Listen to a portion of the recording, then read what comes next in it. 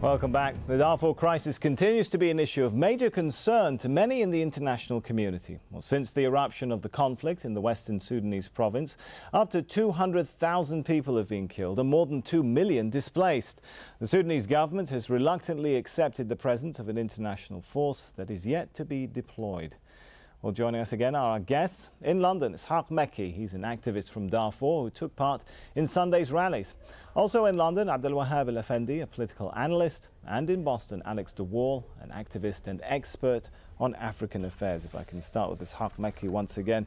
Some would say that perhaps much of these international campaigns, should have focused more on getting the warring parties to make peace, rather than simply focusing on the one narrow issue of deployment of peacekeepers. Do you agree with that? Not necessarily, but if I can go back to what the celebrity is doing here, the activist and the celebrity is targeting certain categories of people. We know that the Darfur people now, those who are in the refugees and in the camp, are depending much from the agencies, international aid agencies. And the people who are George Clooney talking to them, they are the people who are going to donate their money to get food via the aid agency to get there. So therefore it's important that the celebrity get engaged, religious people to get engaged, because we need support to those who in the camps. The campaign is yes, they need to look into what bringing peace and stability in Darfur. All right, what happens? Sorry to interrupt you, Mr. Mekki. What happens next to these campaigns if, as many are fearing, after the deployment of peacekeepers, after international aid is ramped up, the situation is not solved? Well, I think there's the follow-up of the negotiation now coming up on November and October. This is setting out the political solution for Darfuri people. The troops getting there to make stability and to set down, people can move around. The refugees can have security in their own land. But this is also the UN Secretary Ban Ki-moon visited Sudan recently. We didn't quite particularly happy about the meetings and the issues being raised. But at the end of the day, in October, November, there is a negotiation taking place in Libya.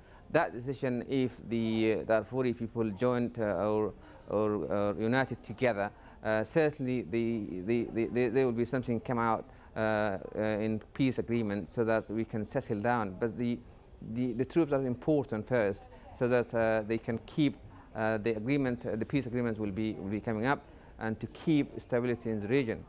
Right, let's go over to Alex de Waal once again in Boston. Do you agree with those who say that perhaps the international campaigns haven't been entirely even-handed? Most of the focus has been on blaming or pushing or pressurizing the Sudanese government, while some would argue all sides in this conflict have actually committed human rights abuses, haven't they? I think that's correct. I think that a lot of the campaign has seen this as a rerun of Rwanda. They've seen this as an evil government engaged in the systematic genocidal annihilation of its own civilian population, or a segment thereof. It's not that. It shouldn't be compared to Rwanda. It should be compared to the other wars that have gone on in Sudan over the last 20 years. And certainly the Sudan government bears the majority of the blame. It's by far the most powerful. Its forces have committed the majority of atrocities. It is really responsible ultimately for the crisis that has overwhelmed Darfur and indeed much of the rest of Sudan. But the other parties are also to blame. They have also been poorly led, very often irresponsibly led. They've inflamed the conflict. They've committed human rights abuses as well. And one of the concerns that I think we now have to focus on is the danger that the crisis will erupt in other parts of Sudan. While the world is focused on saving Darfur, the rest of Sudan could miss out on its chance of peace and democracy, because international diplomatic tools are being leveraged solely for Darfur-focused solutions. And I think that would be a huge tragedy and a huge misdirection of an enormous effort. All right. Let's go to Abdul Wahab Al-Effendi. I know Alex Dawal doesn't like any comparisons to Rwanda, but if I could make one, why is so much attention, or so much more attention, focused on Darfur relative to the crisis that happened in Rwanda, when obviously a lot more people perished in the Rwandan crisis? Well, I think the issue in Rwanda, there was attention focused on it, but because the victims became victorious and took over the government, then the international community no longer felt obliged to help them. Actually, what has happened with the other side, because the other people became victims, and the international community is now not paying much attention to their victimhood, except erratically, as in France. But I think the issue about the campaign has also been to do with numbers, and this issue has been disputed quite a lot. Most recently, a PR group related to the government has written to the advertising standard agency in the UK, challenging the figure of 200,000 dead.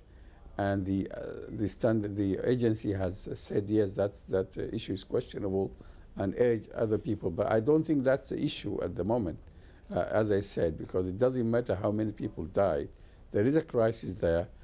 But the problem is that this crisis is not like the one in the south, as you have tried to compare it, because the crisis in the south was one where the government was fighting the people in the south, or at least the majority of the people in the south.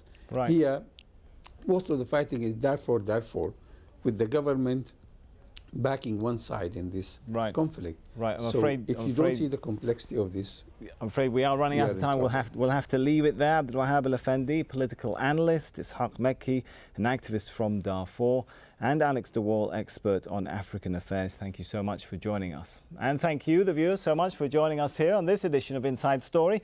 We look forward to your comments on this and any other story. Email them to us at insidestory@aljazeera.net. In the meantime, we leave you for now with more of the charity single just released for Darfur by artist Matter Fix. The project's backed by a host of international names, from Desmond Tutu and Ellie Macpherson to Mick Jagger. All artist royalties will go to Oxfam, Crisis Action and the Save the Darfur Coalition. Bye for now.